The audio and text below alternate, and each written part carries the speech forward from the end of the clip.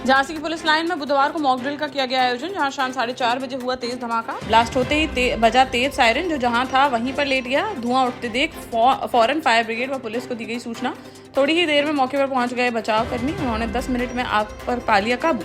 DM, SSP और CMO समेत घटनास्थल पर पहुंचे 21 विभागों के अधिकारी, जिन्होंने घटनास्थल का किया निरीक्षण। साथ ही लोगों से बातचीत कर युद्ध की स्थिति में बचाव के दिए कई आवश्यक टिप्स।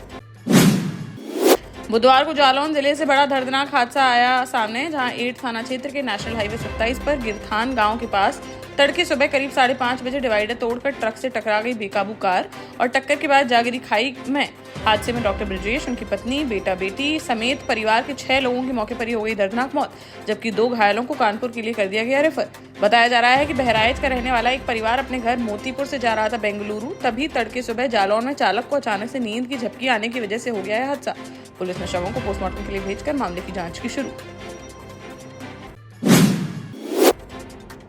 झांसी पुलिस को मिली बड़ी सफलता, जहां चिरगांव थाना क्षेत्र के बरल गांव से पुलिस व आबकारी विभाग ने चेकिंग के दौरान पकड़ा एक ट्रक, जिसमें से 5,000 किलो भांग की गई बरामद, जिसकी करीब 2 करोड़ रुपए बताई जा रही है कीमत। बहराइच से झांसी भेजी जा रही थी यह भांग। पूछताछ करने पर ट्रक चालक ने बताया कि उसे झांसी पहुंचने पर पता चलने वाला था कि यहाँ पर किसे देनी है यह भांग। आरोपी चालक को हिरासत में लेकर कोर्ट में किया गया पेश और अवैध भांग को जब्त कर मामले की जाँच की शुरू। निवाड़ी जिले के ओरछा थाना क्षेत्र अंतर्गत चंदावनी गांव में एक युवक की हत्या का मामला आया सामने, जहां बीती देर रात 25 वर्षीय गौरव अहरवार खड़ा था छत पर। तभी पहले से घात लगाए बैठे 2 लोगों ने ऊपर से फेंका पत्थर, जो जा लगा गौरव की नाक पर और वह छत से गिर गया नीचे। गंभीर चोट के कारण उसकी मौके पर ही हो गई दर्दनाक मौत। पुलिस जांच में सामने आया कि 2 दिन पहले अहरवार समाज के 2 पक्षों में हुआ था विवाद, जिसके बाद दोनों पक्षों में चल रही थी रंजिश। गौरव की हत्या के आरोप में सागर अहरवार और आयु अहरवार पर केस दर्ज कर मामले की जाँच में जुटी पुलिस।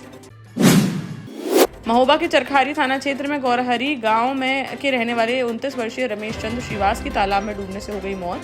बीती शाम को वह चोपड़ा तालाब में गए हुए थे नहाने, जिसके बाद वह लौटकर नहीं आए वापस। बुधवार सुबह ग्रामीणों ने तालाब में उतराता हुआ देखा उनका शव, तो पुलिस को दी सूचना। मौके पर पहुंची पुलिस ने शव को पोस्टमार्टम के लिए भेजकर मामले की जाँच की शुरू।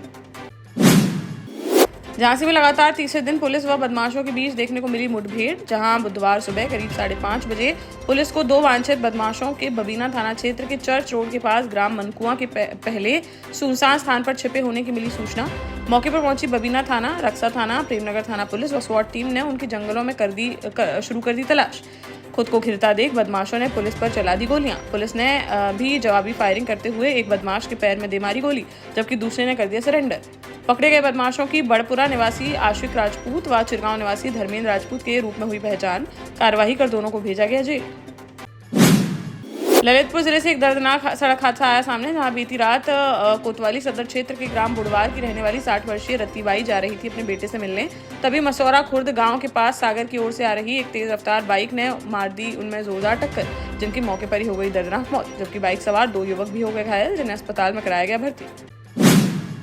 टीकमगढ़ में एक मजदूर युवक की मौत के मामले में एफआईआर दर्ज नहीं करने से नाराज ग्रामीणों ने जेवर पुलिस चौकी में कर दी तोड़फोड़। इससे पहले शव रखकर परिजनों द्वारा किया गया प्रदर्शन। जेवर चौकी प्रभारी के अनुसार जिस आकाश नाम के युवक की खदान की मिट्टी धंसने से हुई है मौत, वह वहां करने गया हुआ था मजदूरी। ग्रामीणों की मांग है कि जिस व्यक्ति के साथ वह गया हुआ था मजदूरी करने, उसके खिलाफ की जाए एफआईआर, जिसमें पुलिस जांच पर कर कार्रवाई करने की कह रही है बात। वहीं पुलिस चौकी में तोड़फोड़ करने वालों की भी की जा रही है पहचान। दतिया के परासरी गांव में बीती रात एक शादी समारोह में डीजे की धुन को लेकर दूल्हा और दुल्हन पक्ष के बीच हो गई कहासुनी। मामला इतना बढ़ गया कि देखते ही देखते चलने लगे लात घूंसे व लाठियां। विवाद के दौरान 4 बाराती हो गए घायल। हालात बिगड़ते देख दूल्हे ने नाराज होकर वापस लौटा दी बारात। हालांकि पुलिस की मध्यस्थता के बाद दूसरे दिन दुल्हन की कर दी गई विदाई। पुलिस ने दुल्हन पक्ष के 4 लोगों पर केस दर्ज करते हुए आरोपियों की तलाश कर दी है शुरू। निवाड़ी में पृथ्वीपुर के मड़वा लड़वारी गांव के तालाब में बुधवार सुबह एक युवक का शव मिलने से फैल गई सनसनी, जिसकी लक्ष्मणपुरा निवासी 32 वर्षीय पुष्पेंद्र रायकवार के रूप में हुई है पहचान। मृतक की एक शादी समारोह में शामिल होने के लिए आया हुआ था गांव। तभी ग्रामीणों ने सुबह तालाब में पड़ा देखा उसका शव, तो पुलिस को दी सूचना। पुलिस ने शव को तालाब से बाहर निकालकर पोस्टमार्टम के लिए भेजते हुए मामले की जाँच की शुरू।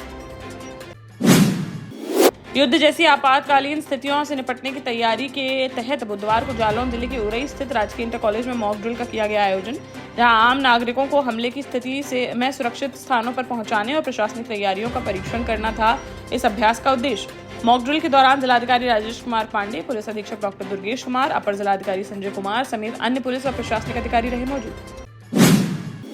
झांसी में संघर्ष सेवा समिति के बढ़ते परिवार के क्रम में एक और सदस्य का हुआ आगमन। जहां सैयर गेट अंदर रहने वाली मोनिका कुशवाहा के पिता राजकुमार कुशवाहा मेहनत मजदूरी करके चलाते हैं अपना घर।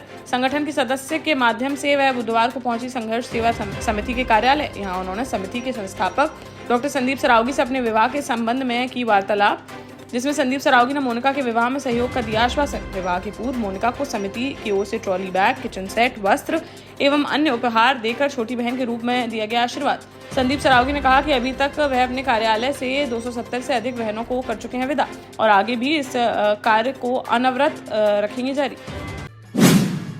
देश का जाना माना सैनफिन ग्रुप आपके लिए फिर लाया है झांसी में वास्तु के हिसाब से फ्लोर प्लान सहित एक शानदार टाउनशिप, जिसमें सुरक्षा की दृष्टि से सीसीटीवी, एक ही ग्रैंड गेट से एंट्री और एग्जिट, चौड़ी सड़कें, parking, car wash area, senior citizen and international fountain parks, swimming pool, gym, badminton, tennis आदि courts, school, hospital, shopping mart आदि कई सुविधाएं। इसीलिए तो हम झांसी में लोगों की पहली पसंद। 12 साल पहले अपने स्टार्टअप के साथ ही योग्य नेतृत्व, अनुभवी टीम और सक्षम सेंट्रलाइज और उत्तरदायी प्रबंधन के बल पर सबको घर गुणवत्ता के साथ समय पर घर की योजना के तहत सैनफिन समूह ने बहुत ही कम समय में 1500 से ज्यादा यूनिट्स को दिया है कब्जा। समय पर डिलीवरी से हमारे ग्राहकों में बड़ा है विश्वास और मिली है संतुष्टि। सैनफिन समूह ने बहुत कम समय में सैनफिन Ashok city, green homes residency, green homes city, सैनफिन Ashok valley, Delhi public school, सैनफिन शाखा, केन सैनफिन अस्पताल सहित कई अन्य परियोजनाओं के साथ नई झांसी के निर्माण में स्थापित किया है एक बड़ा मुकाम। तो आप भी आज ही आइए अपने परिवार के साथ और कीजिए अपने सपने साकार।